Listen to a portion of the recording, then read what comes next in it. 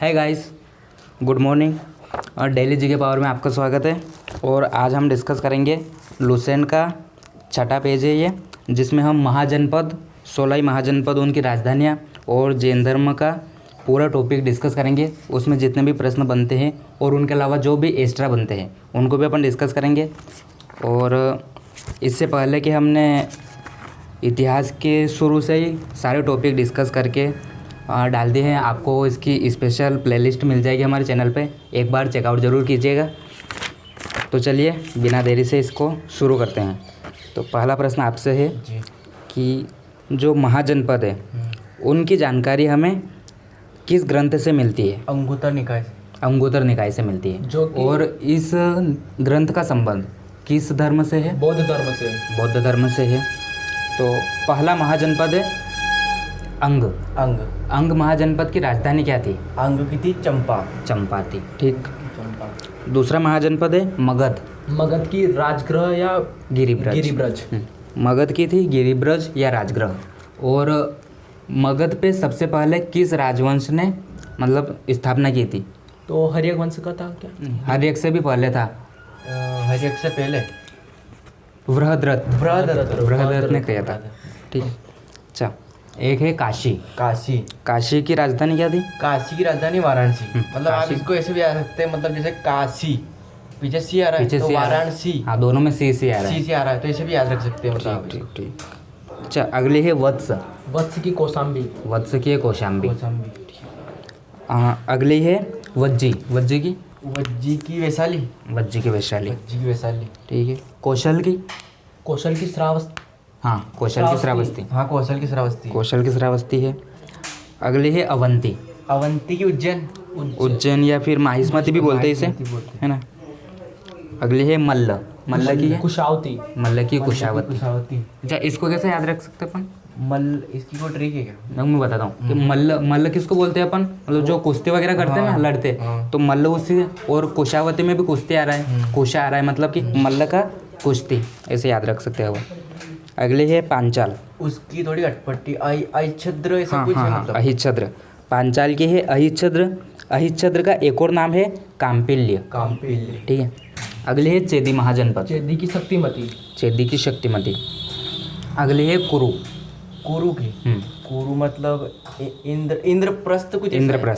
कुरु की है इंद्रप्रस्थ। इसको अपन ऐसे याद रखते हैं, कुरु मतलब कौरव, वो महाभारत में जो कौरव थे वो कहाँ पर लड़े थे, मतलब इंद्रप्रस्थ एक जगह थी, वहाँ पर युद्ध हुआ था शायद इनका, तो ऐसे भी याद रख सकते हैं इसे। ठीक है। अगली है मत्स्य की मतलब विराटनगर। वो थोड़ी ट्रिक ऐसी रहती है, मतलब कि मछली कौन खाता है, तो विराट कोहली, मतलब ऐसे याद रख सकते हैं। ऐसे भी क्रिकेटर से याद रख सकते हैं। तभी इतना फिट रहता है वो। थोड़ा मछली जैसा है वो।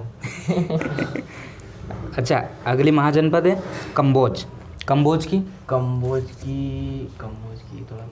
कंबोज की हाटक। हाँ, मतलब कंबोज की हाटक।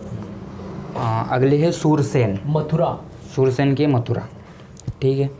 अगली है अश्मक की वो मतलब पोटली। अश्मक अपन ऐसे याद, अश्मक आ रहा है ना, तो इस माँ की जगह वह कर दिया अगर अपन, तो अश्व बन जाएगा। या अश्व किसको बोलते हैं अपन? घोड़े को। तो ऐसा इमेजिन करो, घोड़े के ऊपर पोटलियाँ बंधी हुई है, तो अश्मक की पोटली। ठीक है। अगली है गांधार की तक्षशिला।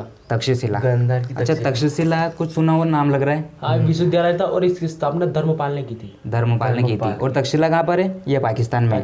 और ये सबसे पुराना विश्वविद्यालय बोला जाता है इसे, तक्षशिला। तो ये महाजनपद यहाँ पर हो गई है। और अगला टॉपिक आ रहा है अपना जैन धर्म। तो सबसे पहला प्रश्न है कि जैन धर्म की स्थापना किसने की थी? ऋषभ देव ने। और यही इसके प्रथम तीर्थकर थे। आप बताइए कि जैन धर्म के 23वें तीर्थकर कौन थे? पार्श्वनाथ। ये जो इनका जो वो प्रतीक था वो सर्प था। पार्श्वनाथ का प्रतीक था सर्प। हाँ, सही बोल रहे हैं आप कि पार्श्वनाथ का जो था वो था सर्प, मतलब सांप। ठीक है। ये जो थे है ना पार्श्वनाथ, ये इक्ष्वाकु वंश के थे और अश्वसेन राजा थे। इक्ष्वाकु वंश के राजा थे अश्वसेन, उनके पुत्र थे ये। अश्वसेन के पुत्र थे। ठीक है। इन्होंने 30 साल की उम्र में मतलब संन्यास जीवन अपना लिया था। ठीक है, संन्यास घर से संन्यास ले लिया था और ये बन गए थे ये 30 साल के अवस्था में। 30 साल की उम्र में। 30 साल की उम्र में। अच्छा, सबसे इम्पोर्टेंट प्रश्न आता है कि जैन धर्म के 24वें तीर्थकर कौन थे? महावीर स्वामी। महावीर और स्वामी। इनका प्रतीक था सिंह। हाँ, महावीर स्वामी का प्रतीक चिन्ह था सिंह। ये अंतिम तीर्थ। ये अंतिम तीर्थकर थे। ठीक है। अच्छा, महावीर स्वामी के बचपन का नाम क्या था? वर्धमान। वर्धमान। इम्पोर्टेंट प्रश्न। ये भी इम्पोर्टेंट है। अच्छा, इनका जन्म भी पूछ लिया जाता है कि जन्म कब हुआ था? कब हुआ था? ये हुआ था 540 ईसा पूर्व। ईसा पूर्व में। ठीक है। 540 ईसा पूर्व में।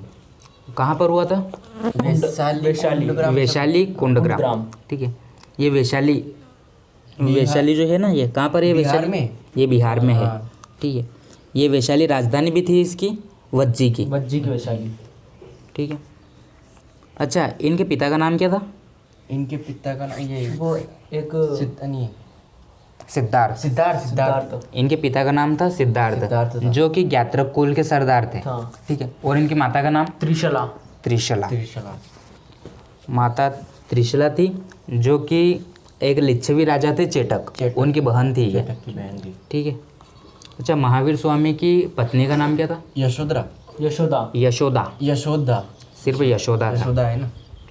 और उनकी पुत्री का नाम अन्नोजा प्रियदर्शनी। प्रियदर्शनी था। ठीक है। अच्छा, महावीर स्वामी ने कितने वर्ष की उम्र में गृह त्याग कर दिया था? 30 साल की उम्र में। जो पार्श्वनाथ था उन्होंने भी 30 साल में किया था और इन्होंने भी 30 साल की उम्र में। ठीक है। उन्होंने घर छोड़ने से पहले अपने बड़े भाई से अनुमति ली थी। इन्होंने क्या औसत निकाल रखा था कि अपन को 30 साल में ही लेना है बस। अच्छा, इन्होंने बड़े भाई से अनुमति लेकर ये गृह त्याग किया था, है ना? तो उनके बड़े भाई का नाम क्या था? नंदीवर्धन। ठीक है। इन्होंने कितने सालों तक कठिन तपस्या की थी? 12 साल तक तपस्या की थी। हाँ। उसके बाद इनको है ना ज्ञान की प्राप्ति हुई थी। होती है। तो ज्ञान की प्राप्ति इनको किस नदी के तट पर हुई थी? महावीर को रिजुपालिका नदी। रिजुपालिका नदी के नीचे, नदी के तट पर साल वृक्ष के नीचे इनको ज्ञान की प्राप्ति हुई थी। अरे वो थोड़ा सा ठीक है। अच्छा, महावीर स्वामी ने जो है अपने उपदेश कौन सी भाषा में दिए? पाली या प्राकृत भाषा में दिए। अर्धमागधी कुछ बोलते हैं इसको। अर्धमागधी प्राकृत भाषा में। हाँ। प्राकृत भाषा में दिए हैं, जिसको अर्धमगधी भी बोला जाता है। और जो गौतम बुद्ध थे उन्होंने दिए हैं पाली में। गौतम बुद्ध। दोनों अलग अलग भाषा है। हाँ। प्राकृत में दिए हैं महावीर स्वामी ने और पाली में दिए। पाली में। ठीक है। अच्छा, जो महावीर स्वामी थे उनके पहले अनुयायी कौन थे? उनके दामाद जो थे ना, जामिल। हाँ, वो उनके दामाद ही थे। दामाद थे। तो उनकी पुत्री का नाम अभी पूछा था। प्रियदर्शनी। ठीक है। प्रियदर्शनी के पति थे ये, मतलब उनके दामाद जामिल। और ये उनके पहले अनुयायी थे। अच्छा, ये तो मतलब पुरुष अनुयायी थे। अगर ये पूछ ले कि जो महिला थी, जैन भिक्षुणी बोलते उसे, वो कौन थी? उसका नाम था चंपा। ठीक है। ये दधिवाहन एक राजा थे, उनकी पुत्री थी चंपा। इन्होंने भिक्षुणी जीवन अपना लिया था मतलब।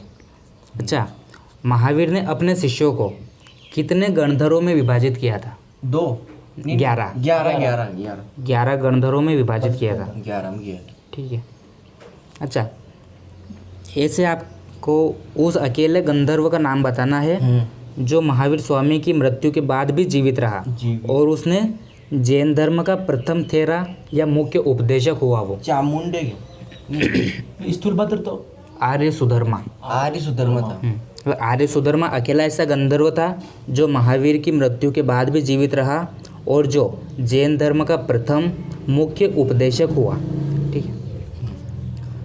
अच्छा, महावीर स्वामी की भिक्षुणी संघ की प्रधान कौन थी? चंदना। पहली भिक्षुणी थी वो, मतलब चंपा। प्रधान वो ये थी मतलब। अच्छा, मैं अब इनके ये पूछूँगा, मतलब तीर्थकर पूछूँगा। हाँ। आपको ये भी बताना है कि उनका कौन से नंबर के थे वो, और ये भी बताना है कि उनका चिन्ह कौन सा था। ठीक है। तो सबसे पहले ऋषभ देव का चिन्ह था सांड। हाँ, और ये पहले तीर्थकर थे। ठीक। अजितनाथ का क्या था? हाथी। और ये दूसरे तीर्थकर थे। हाँ। ठीक है। तीसरे थे संभवनाथ। इनका क्या था? इनका था घोड़ा। ठीक है। अच्छा, एक थे 23वें तीर्थकर थे पार्श्वनाथ, इनका सर्प सर्प, सर्प था। और 24वें थे महावीर महावीर स्वामी स्वामी, इनका सिंह। इनका सिंह। ठीक है, सब याद करने की जरूरत नहीं, मतलब हाँ, शुरू main के main दो कर लो। तीन और आखिरी के बाकी दो तीन याद कर सकते हैं, मतलब इतना डीपली तो हाँ। फिर आपको अगर बड़ी तैयारी के लिए। अच्छा, 2 जैन तीर्थकर थे, एक तो ऋषभदेव और एक अरिष्टनेमी। इनके नाम का वर्णन अपन को किस ग्रंथ में मिलता है? ऋग्वेद में मिलता है इनका। ऋग्वेद में मिलता है। अच्छा, ऋग्वेद की रचना किसने की थी? विश्वामित्र द्वारा। विश्वामित्र ने की थी। ठीक है, जो अरिष्टनेमी है इनको किसका निकट माना जाता है, मतलब अरिष्टनेमी श्री कृष्ण भगवान का, श्री कृष्ण भगवान। है ना? अच्छा, लगभग कितने ईसा पूर्व मगध में भीषण अकाल पड़ा था?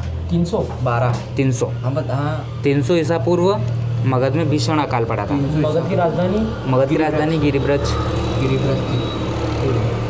अच्छा, इसी अकाल के कारण क्या हुआ था कि जो भद्रबाहु थे, जैन धर्म के ये थे, मतलब तीर्थकर ही थे शायद ये, अनुयायी। हाँ, तो वो उन्होंने अपने शिष्यों को लेकर वो दूसरी जगह चले गए दूसरी जगह थे। चले कहाँ गए थे वो? कर्नाटक गए थे। कर्नाटक चले गए थे। ठीक है, किंतु कुछ और अनुयायी थे, वो इनके साथ नहीं गए थे, वो गए थे स्थूलभद्र के साथ, मगध में ही रुक गए थे वहीं वो। रुक गए थे स्थूलभद्र। ठीक है, तो इस तरीके से ये जो है ना जैन धर्म 2 शाखाओं में बढ़ गया था। एक तो हीनयान, हाँ, नहीं, श्वेतांबर। श्वेतांबर और दिगंबर। वो थोड़ा श्वेतांबर मतलब वो सफेद कपड़े पहनते थे, हाँ, और दिगंबर मतलब वो कपड़े नहीं पहनते थे, नग्न रहते थे वो। ठीक है, जो स्थूलभद्र के जो थे ना वो थे श्वेतांबर, और जो भद्रबाहु के शिष्य थे वो दिगंबर कहलाए। ठीक है। अच्छा, कुछ जैन संगीतियाँ है, 2 जैन संगीतियाँ इंपॉर्टेंट, इनको पूछ लिया जाता है। तो आपको बताना है पहली जैन संगीति कब हुई थी? स्थूलभद्र की टाइम पर हुई थी पाटलिपुत्र में। 300 ईसा पूर्व कुछ ऐसा। हाँ, 300 ईसा पूर्व में हुई थी स्थूलभद्र के टाइम पे पाटलिपुत्र में। बिल्कुल सही है। और दूसरी कब हुई थी? 6ठी शताब्दी में हुई थी। 6ठी शताब्दी में। ये वल्लभी और समाश्रवण। समाश्रवण इसके अध्यक्ष थे, और वल्लभी कहाँ पर है? गुजरात में। ठीक है। ठीक है अच्छा, जी। त्रिरत्न का संबंध किस धर्म से है? जैन धर्म से। जैन धर्म से। प्रश्न ये आता है। और ये त्रिरत्न कौन कौन से? सम्यक दर्शन, सम्यक आचरण और सम्यक ज्ञान। जी। सम्यक दर्शन, सम्यक ज्ञान और सम्यक आचरण। जी। अच्छा, त्रिरत्न में अनुशीलन में कितने महाव्रतों का पालन करना अनिवार्य था? महाव्रत। मतलब अगर अपन जैन धर्म में जा रहे हैं तो अपन को कौन कौन से? नहीं, 5 महाव्रत थे। कौन कौन से थे? अहिंसा, सत्यवचन, अस्तेय, अपरिग्रह और ब्रह्मचर्य। ठीक है। अच्छा, जैन धर्म में ईश्वर की मान्यता है कि नहीं है? नहीं, ईश्वर की मान्यता नहीं है। इसमें मतलब आत्मा की मान्यता है। आत्मा की मान्यता है। ईश्वर की मान्यता नहीं है। ईश्वर को नहीं मानते। और पुनर्जन्म की भी मान्यता है। पुनर्जन्म में विश्वास रखते हैं ये। ठीक है, और आत्मा की मान्यता है इसमें। अच्छा, जो जैन धर्म है उसके जो आध्यात्मिक विचार है उसका संग्रह अपन को किस दर्शन में मिलता है? सांख्य दर्शन। और सांख्य दर्शन मुनि से। हाँ, को कपिल मुनि ने उनसे संबंधित है। प्रवर्तक वही है उसके। अच्छा, आप 2-4 राजा के नाम बता सकते हैं जो जैन धर्म को मानते थे? देखो मैं बताता हूँ। एक तो चंद्रगुप्त मौर्य था। चंद्रगुप्त मौर्य थे। एक उदयन ने बस 2 ही याद आ रहे मेरे को। अच्छा, 2 ही। एक और थे कलिंग राजा खारवेल। हाँ, कलिंग राजा खारवेल भी थे। और राष्ट्रकूट जो राजा थे, अमोघ वर्ष, वो भी मानते थे। और चंदेल शासक, ये तो अपन याद रख ही सकते हैं कि चंदेल शासक ने खजुराहो का मंदिर बनाया था, और वो जैन धर्म से संबंधित है। ठीक है। अच्छा यार। और कलिंग राजा ने वो कलिंग राजा खारवेल जैन धर्म से संबंधित है। ये भी जैन धर्म से ही है। ठीक है। अच्छा, अगला प्रश्न है कि गोमतेश्वर की मूर्ति कहाँ पर है? ये कर्नाटक के श्रवण बेलगोला में है। ठीक है। अच्छा, ये कौन से भगवान की है? ये बाहुबली की। ठीक है। खजुराहो में अगला प्रश्न यही है जो मैंने अभी बताया था कि खजुराहो में जैन मंदिरों का निर्माण किसने करवाया था? चंदेल शासकों ने करवाया था। ठीक है। अच्छा, मौर्य युग में कौन सा स्थान जैन धर्म का प्रसिद्ध केंद्र था? तो मथुरा था। मथुरा। ठीक है। जैन धर्म का मथुरा था। और जो भी जैन तीर्थकर हुए हैं, कितने हुए हैं तीर्थकर? 24 तीर्थकर। उन 24 तीर्थकरों की जीवनी जीवनी भद्रबाहु ने एक ग्रंथ में लिखी है। उस ग्रंथ का नाम क्या है? कल्पसूत्र। कल्पसूत्र है। Important person. इम्पोर्टेंट है। अच्छा, महावीर स्वामी की मृत्यु कितने वर्ष में हो गई थी? मतलब वो थे 72, मतलब 72 वर्ष की आयु में उनकी मृत्यु हो गई। ईसा में ऐसे पूछे तो फिर तो माइनस कर देना, ईसा पूर्व मतलब माइनस करना है। 540 में उनका जन्म हुआ था और उसमें से माइनस कर दीजिए 72, तो ये आ जाएगा 468, मतलब 468 ईसा पूर्व में। कहाँ पर हुई थी? पावापुरी में, या फिर राजगीर भी बोलते हैं इसे, बिहार में है ये। और जन्म कुंडल ड्रामा हुआ था उनका। ठीक है, तो जैन धर्म के लगभग ये सारे प्रश्न हो गए हैं और कल अपन पढ़ेंगे बौद्ध धर्म। तो बौद्ध धर्म के बारे में आप पढ़कर आइएगा। बौद्ध धर्म के बारे में आज जैन धर्म और महाजनपद उदय ये हो गए, और इसके पीछे का अपन ने सारे कर ही दिए हैं। ये पूरे इसकी प्लेलिस्ट बना दी ना जी, बना रखी तो है। प्लेलिस्ट आपको चैनल पे मिल जाएगी। तो दबा के लाइक और सर महाकाल के लिए। अगर वहाँ नहीं जा सकते आप डिस्क्रिप्शन में लिंक मिल जाएगी, डिस्क्रिप्शन में भी दे देंगे आपको लिंक, चेक कर सकते हैं। और वीडियो अच्छी लगी हो तो वीडियो को लाइक कीजिए, सब्सक्राइब, वीडियो को शेयर कीजिए और चैनल को सब्सक्राइब कीजिए। मिलते हैं अगले वीडियो में। वीडियो में।